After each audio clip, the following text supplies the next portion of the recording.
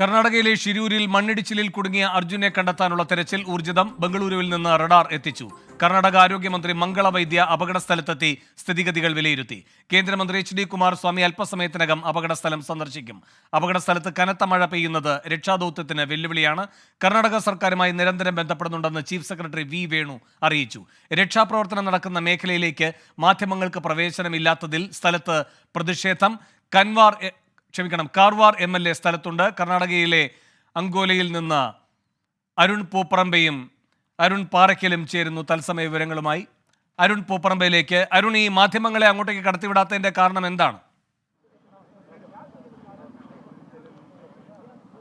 വേണു, ഇന്ന് രാവിലെ മുതൽ തന്നെ മാധ്യമങ്ങളെ ഈ അപകട സ്ഥലത്തേക്ക് കയറ്റിവിട്ടിരുന്നില്ല.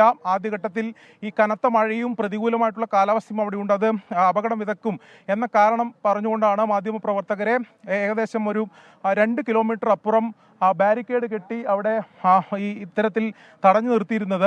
അതിനുശേഷം നിരവധി തവണ ജില്ലാ കളക്ടറും ജില്ലാ പോലീസ് മേധാവിയും ഉൾപ്പെടെ വന്ന ഘട്ടത്തിൽ ഈ മാധ്യമപ്രവർത്തകരെ ഇതിനകത്ത് പ്രവേശിപ്പിക്കണം, ഈ രക്ഷാപ്രവർത്തനത്തിൻ്റെ കൂടുതൽ വിവരങ്ങൾ അവിടെ നിന്ന് ലഭിക്കേണ്ടതുണ്ട് എന്ന കാര്യം നമ്മൾ ചൂണ്ടിക്കാട്ടിയിരുന്നു. എന്നാൽ അതിന് അവർ തയ്യാറായിരുന്നില്ല. ഇപ്പോൾ നിലവിൽ കാർവാർ MLA ആയിട്ടുള്ള സതീഷ് ശേലിയാണ് ഇപ്പോൾ നിലവിൽ ഈ പ്രതിഷേധവുമായി രംഗത്ത് വന്നിട്ടുള്ളത്. അതായത് MLA പറയുന്നു, Sir, in the early morning, they not allowed the media to the incident place. No, I told you come along with me. That should not be closing the people where press can stop. It is a wrong thing what they have made, because press should be. Press is such a this thing relief for the people, that you will give the right information to the people. For example, Kerala, some problem has happened, Kerala vehicle. He may live or he may not live. I will not say on that. But your information is important for their family, that your people are working on this. Okay. That they should not stop. We got any for information of this rescue operation for early morning. See, from morning to evening they are working. There is no problem at all. They are working by 24/7. Our district administration, our police department, and our revenue department, they are working. And all the local people are also, they are supporting. Sir, now we can go into the incident place. Yeah, I will take you along there. What is wrong with it? Venu, അതാണ് പറയുന്നത്. MLAയുടെ സാന്നിധ്യത്തിൽ മാധ്യമപ്രവർത്തകരെ അങ്ങോട്ട് കൊണ്ടുപോകും. അതായത് കേരളത്തിൽ ഉൾപ്പെടെ മാധ്യമപ്രവർത്തകർ ഈ വിവരങ്ങൾ പങ്കുവച്ചാൽ മാത്രമേ ഇതിൽ മണ്ണിനടിയിൽ അകപ്പെട്ടിട്ടുള്ള അർജുനുമായി ബന്ധപ്പെട്ട് അതിൻ്റെ റെസ്ക്യൂ ഓപ്പറേഷൻ്റെ വിവരങ്ങൾ അവർക്ക് ലഭിക്കുകയുള്ളൂ. അതുകൊണ്ട് മാധ്യമങ്ങളെ തടഞ്ഞു വെക്കുന്നത് ശരിയായിട്ടുള്ള രീതിയല്ല എന്നതാണ് MLA പറയുന്നത്. ഇപ്പോൾ MLAയുടെ സാന്നിധ്യത്തിലാണ്, നമുക്ക് ദൃശ്യങ്ങളിലേക്ക് പോയാൽ MLAയുടെ സാന്നിധ്യത്തിലാണ് മാധ്യമപ്രവർത്തകർ, കേരളത്തിൽ ഉൾപ്പെടെയുള്ള മാധ്യമപ്രവർത്തകർ ഇപ്പോൾ ഈ സംഭവ സ്ഥലത്തേക്ക്, അപകട സ്ഥലത്തേക്ക് പോയിക്കൊണ്ടിരിക്കുന്നത്. നേരത്തെ അതിരാവിലെ തന്നെ മാധ്യമങ്ങളുടെ സാന്നിധ്യം കൂടി ഉണ്ടായെങ്കിൽ പോലും ഈ അപകട സ്ഥലത്തേക്ക് ആരെയും തന്നെ കടത്തിവിട്ടിരുന്നില്ല. ഇപ്പോൾ MLA തന്നെ നേരിട്ട് ഇടപെട്ട് ഈ റെസ്ക്യൂ ഓപ്പറേഷൻ നടക്കുന്ന സ്ഥലത്തേക്ക് ഇപ്പോൾ ഈ മാധ്യമപ്രവർത്തകരെ MLAയുടെ സാന്നിധ്യത്തിൽ തന്നെയാണ് കൊണ്ടുപോകുന്നത്. പോലീസ് ബാരിക്കേഡിന് അവിടെ വെച്ച് തടയാൻ ശ്രമിച്ചെങ്കിലും MLA അതിന് കൂട്ടാക്കിയില്ല. ഇത് ശരിയായ രീതിയല്ല. അവർ ഈ കാര്യങ്ങൾ റിപ്പോർട്ട് ചെയ്യാനാണ് അവർക്ക് കേരളത്തിൽ ഉൾപ്പെടെ അവരുടെ ബന്ധുക്കൾ ഉൾപ്പെടെ ഈ വിവരങ്ങൾ അറിയിക്കേണ്ടതുണ്ട് എന്ന കാര്യം ചൂണ്ടിക്കാട്ടി ഇതേ തുടർന്നാണ് ഇപ്പോൾ MLAയുടെ സാന്നിധ്യത്തിൽ മാധ്യമപ്രവർത്തകർ ഈ അപകടം നടന്ന സ്ഥലത്തേക്ക്, റെസ്ക്യൂ ഓപ്പറേഷൻ നടക്കുന്ന, രക്ഷാപ്രവർത്തനം നടക്കുന്ന സ്ഥലത്തേക്ക് പോയിക്കൊണ്ടിരിക്കുന്നത്. ഈ അധികൃതർ പറയുന്നത് സുരക്ഷാ കാരണങ്ങളാൽ മാധ്യമപ്രവർത്തകരെ അങ്ങോട്ടേക്ക് കയറ്റുന്നില്ല എന്നാണല്ലോ. അത് തന്നെയാണോ അവരുടെ ഉദ്ദേശം?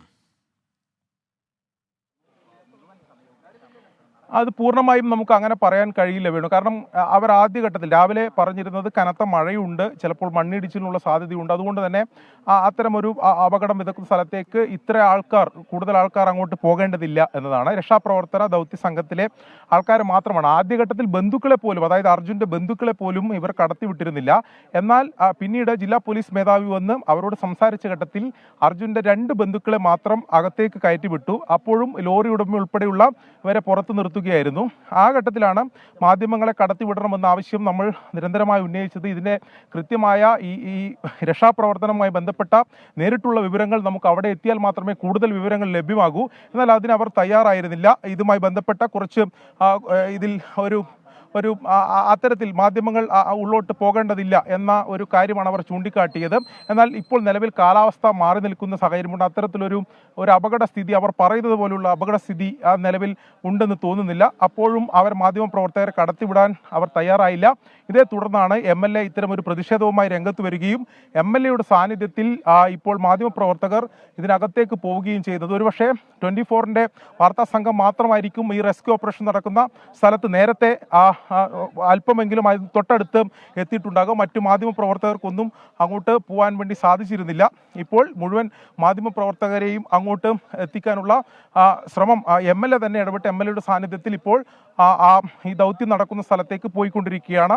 നിലവിൽ ഇപ്പോൾ റഡാർ ഉൾപ്പെടെ ഉപയോഗിച്ചുകൊണ്ടുള്ള തെരച്ചിൽ അവിടെ ആരംഭിച്ചിട്ടുണ്ട്.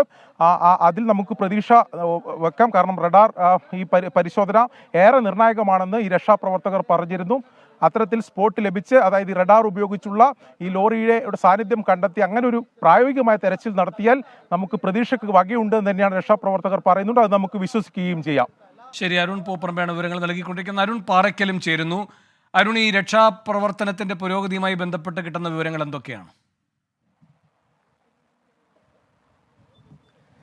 വേണു, ഈ രക്ഷാപ്രവർത്തനം ഇപ്പോഴും തുടർന്നുകൊണ്ടിരിക്കുന്ന കാഴ്ചയാണ് നമുക്ക് കാണാൻ സാധിക്കുന്നത്. റഡാർ സംവിധാനങ്ങൾ ഉപയോഗിച്ചുകൊണ്ട് രക്ഷാപ്രവർത്തനം നടക്കുകയാണ്. ഈ വാഹനം, ഭാരത് ബെൻസിന്റെ വാഹനം എവിടെയുണ്ട് എന്ന കാര്യത്തിൽ കൃത്യമായ ഒരു ലൊക്കേഷൻ കണ്ടെത്തണം. അത് ഇപ്പോഴും പരിശോധിച്ചുകൊണ്ടിരിക്കുകയാണ്. നമുക്ക് ആ ദൃശ്യങ്ങളിൽ കാണാവുന്ന പോലെ തന്നെ വേണു, ഭയാനകമായ ഒരു അവസ്ഥയാണ്, ഭീകരമായ ഒരു അവസ്ഥയാണ്. 3-4 തെങ്ങിൻ്റെ, അതായത് വലിയ തെങ്ങിൻ്റെ ഉയരത്തിലുള്ള ഒരു കുന്നാണ് റോഡിലേക്ക് ഇടിഞ്ഞു വീണിരിക്കുന്നത്. ആ സൈഡിൽ നല്ല വീതിയുള്ള ഗംഗാവാലി നദിയാണ്. ഈ നദിയുടെ ഏകദേശം പകുതി ഭാഗത്തോളം ഈ മണ്ണ് ഇടിഞ്ഞു വീണ്ട ഇവിടുത്തെ ഒരു പ്രദേശവാസി അല്പസമയം മുമ്പ് നമ്മളോട് സംസാരിച്ചപ്പോൾ സൂചിപ്പിച്ചത്, ആ മണ്ണ് ഇടിഞ്ഞു വീണ് നദിയുടെ ഒഴുക്ക് തടസ്സപ്പെട്ടു. അങ്ങനെ മറുകരയിലേക്ക് ഈ വെള്ളം കയറുന്നൊരു സാഹചര്യം ഉണ്ടായി. 6ഓളം വീടുകൾ, മറുകരയിലെ 6ഓളം വീടുകൾ പൂർണ്ണമായും വെള്ളത്തിനടിയിലായി എന്ന ഒരു വിവരം അദ്ദേഹം പങ്കുവച്ചിരുന്നു. അത്രത്തോളം ഭയാനകമായ ഭീകരമായ ഒരു അന്തരീക്ഷം ഇവിടെ ഉണ്ടായി എന്നുള്ളതാണ്. ഇപ്പോഴും ഈ തെരച്ചിൽ തുടർന്നുകൊണ്ടിരിക്കുകയാണ്. ഈ നദിയിൽ ആരെങ്കിലും പെട്ടിട്ടുണ്ടോ, ഇല്ലെങ്കിൽ വല്ല വാഹനങ്ങളും ഈ നദിക്കടിയിലേക്ക് പോയിട്ടുണ്ടോ എന്ന കാര്യം ഇപ്പോഴും സ്കൂബ ടീം പരിശോധിച്ചുകൊണ്ടിരിക്കുകയാണ്. ഏകദേശം ഒരു 3-4 ബോട്ടുകൾ, ഞാനിപ്പോൾ നിൽക്കുന്നത് ആ രക്ഷാപ്രവർത്തനം നടക്കുന്ന സ്ഥലത്ത് നിന്ന് ഏകദേശം 1 കിലോമീറ്ററോളം അകലെയാണ്. നമുക്ക് ആ ദൃശ്യങ്ങൾ കാണുന്ന കാഴ്ചകൾ മാത്രമാണ്. ആ നദിയിൽ ഇപ്പോൾ ഒരു 3-4 സ്കൂബ ടീം ബോട്ടുകൾ ഇപ്പോഴും തെരച്ചിൽ തുടർന്നുകൊണ്ടിരിക്കുകയാണ്. ഒപ്പം ആ ടവർ, വേണു, ആ ദൃശ്യങ്ങളിൽ കാണാവുന്ന പോലെ തന്നെ ഒരു ടവർ ആ മണ്ണിന് മുകളിൽ മറിഞ്ഞു വീണ് കിടക്കുന്നുണ്ട്. ആ പ്രദേശത്തായിരുന്നു ഈ ധാബകളൊക്കെ ഉണ്ടായിരുന്നത്, അതായത് ഭക്ഷണശാലകളൊക്കെ ഉണ്ടായിരുന്നത്. ആ പ്രദേശത്ത് ഒരു പാർക്കിംഗ് ഏരിയ ഉണ്ടായിരുന്നു. ആ പാർക്കിംഗ് ഏരിയയിലാണ് ഇത്തരത്തിലുള്ള ലോറികൾ, അതായത് വലിയ വാഹനങ്ങളൊക്കെ പാർക്ക് ചെയ്ത് ഈ ഡ്രൈവർമാരൊക്കെ ഭക്ഷണം കഴിക്കുന്നതിന് വേണ്ടി, തൊഴിലാളികളൊക്കെ ഭക്ഷണം കഴിക്കുന്നതിന് വേണ്ടി എത്തിയിരുന്നത്.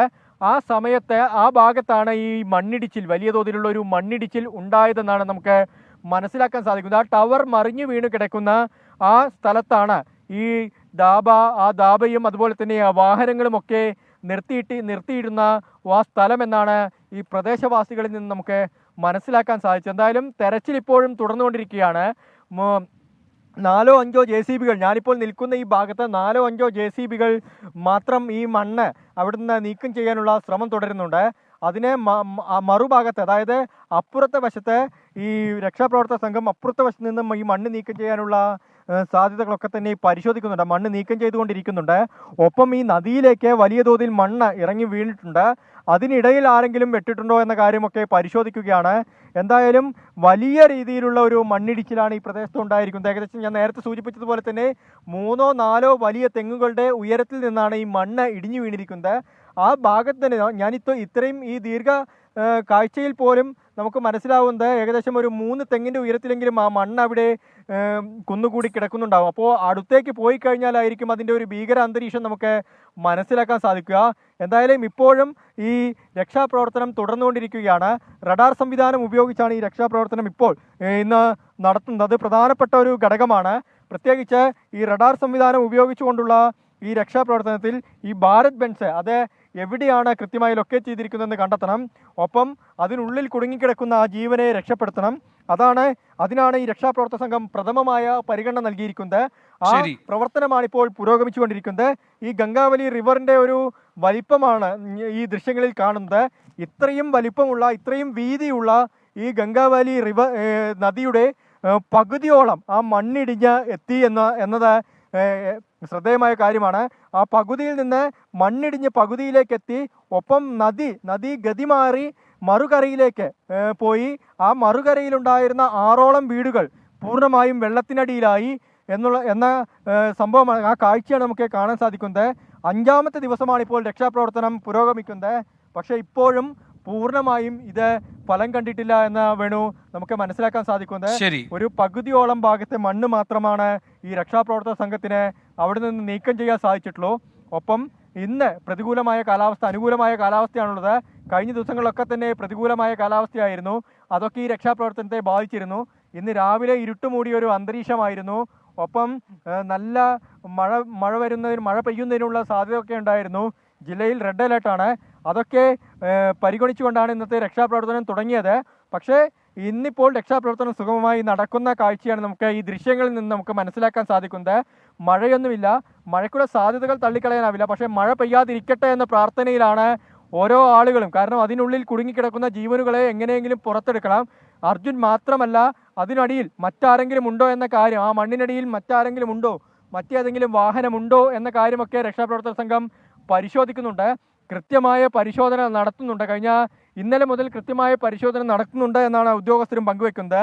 കേരളത്തിൽ നിന്നുള്ള ഉദ്യോഗസ്ഥ സംഘം സർക്കാരിൻ്റെ പ്രത്യേക നിർദ്ദേശത്തോടു കൂടി ഇവിടേക്ക് എത്തിയിട്ടുണ്ട്. ആ സംഘവും അവിടെ എത്തി ഈ പരിശോധനകളൊക്കെ തന്നെ, അതായത് ഈ രക്ഷാപ്രവർത്തനം ഇപ്പോഴും വിലയിരുത്തിക്കൊണ്ടിരിക്കുകയാണ്. ആ ദൃശ്യങ്ങളിൽ കാണാവുന്നത് പോലെ തന്നെ ആ രക്ഷാപ്രവർത്തനം ഇപ്പോഴും തുടർന്നുകൊണ്ടിരിക്കുകയാണ്. ഇനി ആ ടവർ നിൽക്കുന്ന ഭാഗത്ത്, അതായത് ആ മറിഞ്ഞു കിടക്കുന്ന ടവർ, ആ ഭാഗത്ത് ഞാൻ നേരത്തെ സൂചിപ്പിച്ചതുപോലെ ഈ ഭക്ഷണശാലകളൊക്കെ ഉണ്ടായിരുന്നത് ആ പ്രദേശത്തായിരുന്നു.